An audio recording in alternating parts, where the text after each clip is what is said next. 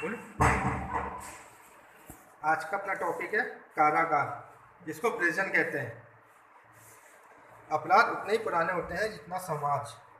अपराधहीन समाज मात्र कल्पना की वस्तु है। प्रारंभ में अपराधियों को अधिकतम यातना दी जाती थी, जिससे लोगों में दंड का भय और आतंक पैदा हो जाए। समय के साथ साथ अपराध की धारणा में परिवर्तन हुआ। अपराधों को सुधारने की दशा में प्रयत्न प्रारंभ हुए। ऐसी दशा में अपराधी को कहाँ रखा जाए, इस प्रश्न पर सभी लोग इस तरह से सहमत थे कि उन्हें समाज से पृथक रखा जाए, जहाँ उन पर कड़ा नियंत्रण रखा जाए। कारागार, जेल, बंदी गृह या कारागार अंग्रेजी के प्रिजन शब्द के पर्यायवाची हैं, जो समान अर्थ का बोध कराते हैं। परिभाषा 1894 के अधिनियम के अनुसार बंदी गृह राज्य सरकार द्वारा परिभाषित वह स्थान है जहाँ बंदियों को स्थायी अथवा अस्थायी रूप से रखा जाता है।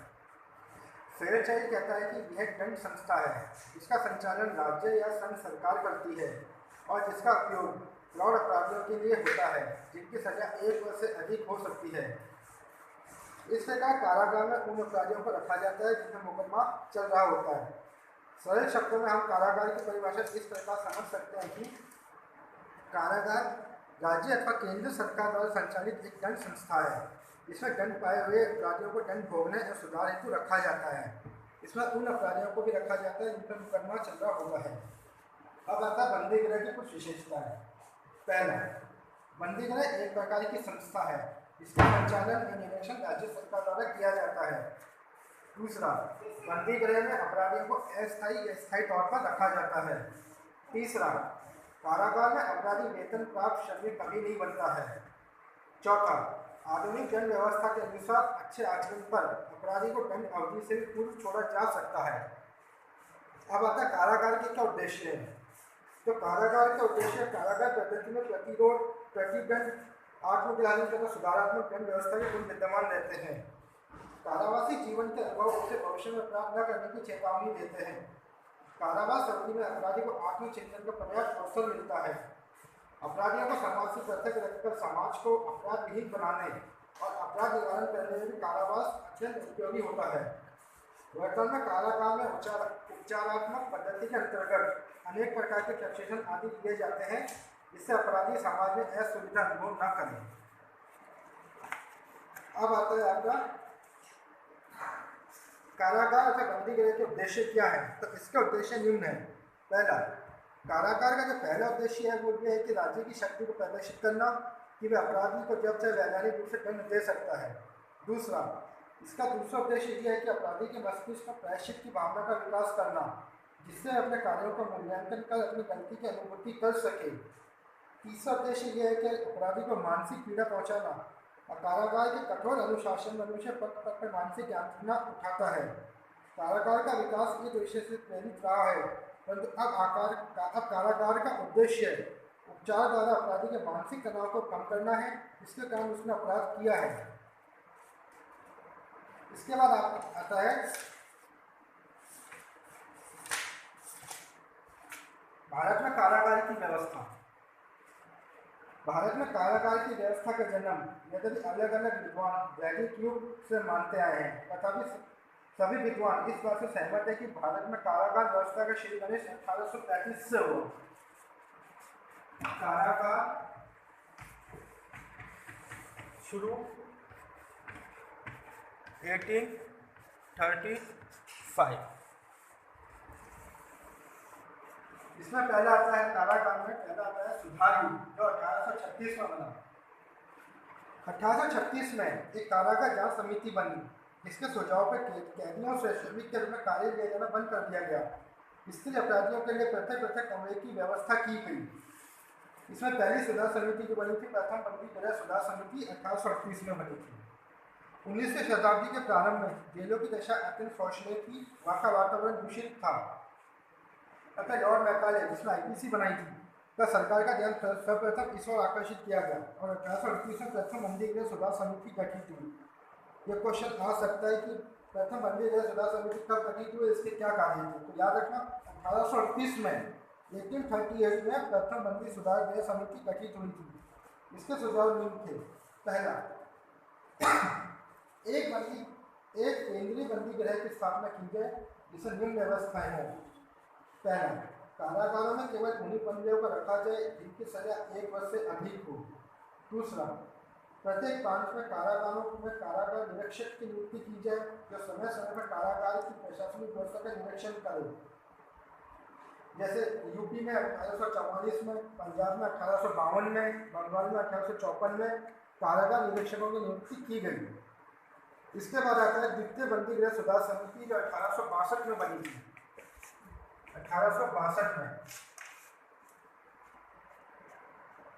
1862 में द्वितीय बंदी गृह सुधार समिति बनी। इस समिति ने अनेक कारागारों का पर्यवेक्षण कर सुझाव दिया कि प्रत्येक बंदी गृह में आवास और भोजन की व्यवस्था की जाए, अपराधियों का अपराध की प्रकृति एवं गंभीरता के आधार पर वैज्ञानिक वर्गीकरण किया जाए, केंद्रीय कारागार में 15% बंदियों के लिए एकांतवास की व्यवस्था की जाए।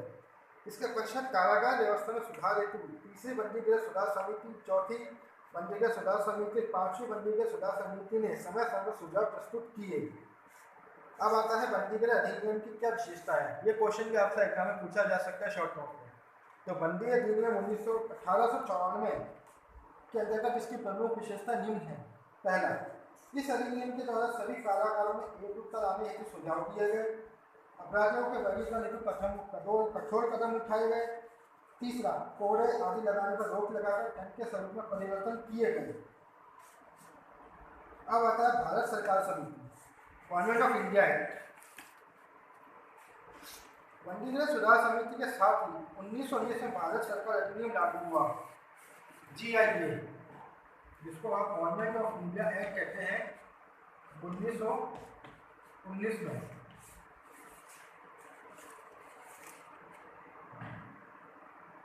बंदी गृह सुधार समिति के साथ ही 1919 में भारत सरकार अधिनियम लागू हुआ। इसके अनुसार बंदी गृह को प्रांतीय सरकार के अधीन विषय बना लिया गया। इससे बंदी गृह सुधार की गति फिर मन पड़ गई और आज अलग अलग प्रदेशों में कारागार की दशा अलग अलग है। बंदी गृह सुधार समिति ने निम्न सुझाव दिए थे। पहला, बाल अपराधियों के साथ भिन्न प्रकार का व्यवहार किया जाना चाहिए, आदर्श जेलों की स्थापना की जानी चाहिए, अपराधियों का वैज्ञानिक वर्गीकरण भी निम्न भागों में किया गया, जिसमें बाल अपराधी, वयस्क अपराधी, महिला अपराधी, शारीरिक अपराधी, मनोरोगी अपराधी।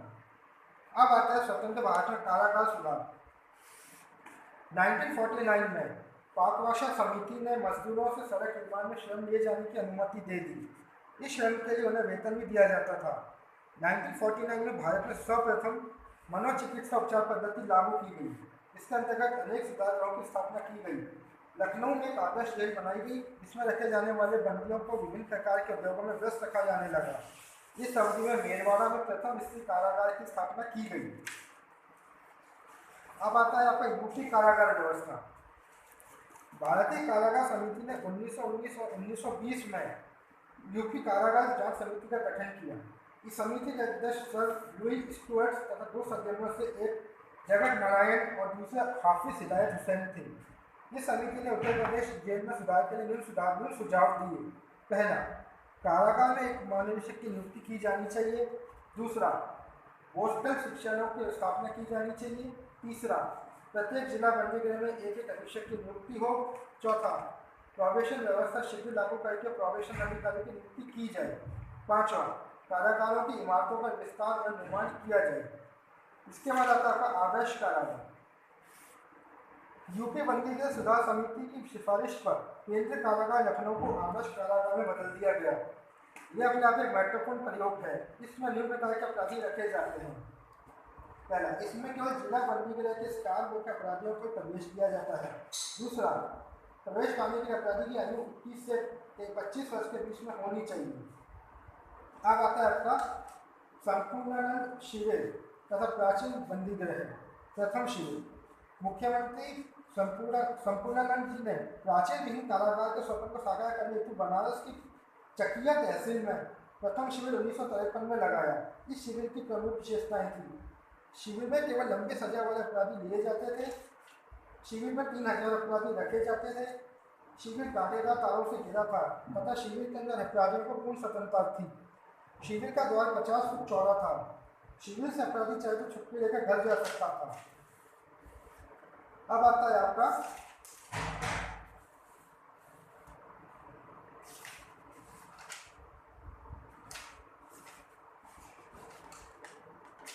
भारतीय कारागारों की समस्या। भारतीय कारागारों में निम्न समस्या है जो अनेक सुधारों को कार्यान्वित नहीं होने देती। पहला है इसका अनुशासन, दूसरा है इसका आपराधिकता, तीसरा है आपका दोषपूर्ण सामुदायिक जीवन, चौथा है आपका बाह्य जगत से संपर्क का अभाव, पांचवा है कारागार में स्वायत्त शासन, विचाराधीन पत्रों की अधिकता। इसके लिए इसके कुछ सुझाव भी दिए गए हैं। जो पहला है कि 1955 में आयोजित रोम का कारागार संबंधी अंतर्राष्ट्रीय महासभा की सिफारिश है कि बंदियों को कारागार में रखने के बजाय उसे दंड के रूप में औद्योगिक प्रतिष्ठानों में बिना प्रतिबंध के काम लेना अधिक श्रेयकर होगा। दूसरा, स्थिर अपराधियों को अपने बच्चों से मिलने की छूट होनी चाहिए। तीसरा, कृषि मजदूर अपराधियों, कृषक अपराधियों को कटाई बुनाई के अवसर पर घर जाने का अवकाश दिया जाए। चौथा, समान पद्धति के द्वारा बंदियों से कारागार अनुशासन बनाए रखने में मदद लेनी चाहिए। इसके अलावा जेलों में अमानवीय व्यवहार को समाप्त करने हेतु यह विधायक जो बंद करेगा कि जेल अधीक्षक के सिवाय कोई अन्य जेल अधिकारी बंदे को सजा नहीं देगा। जेल अधीक्षक भी इस मामले में न्यायिक निर्देशों का पालन करेगा। प्रकोष्ठों में बंदियों के चिकित्सा अधिकारी पूरे 24 घंटे निरीक्षण करेंगे। यह आवश्यक होगा। महिलाओं को अपने परिवार के सदस्यों से मिलने या विधिक परामर्श पाने का अधिकार होगा। आज का टॉपिक फिनिश।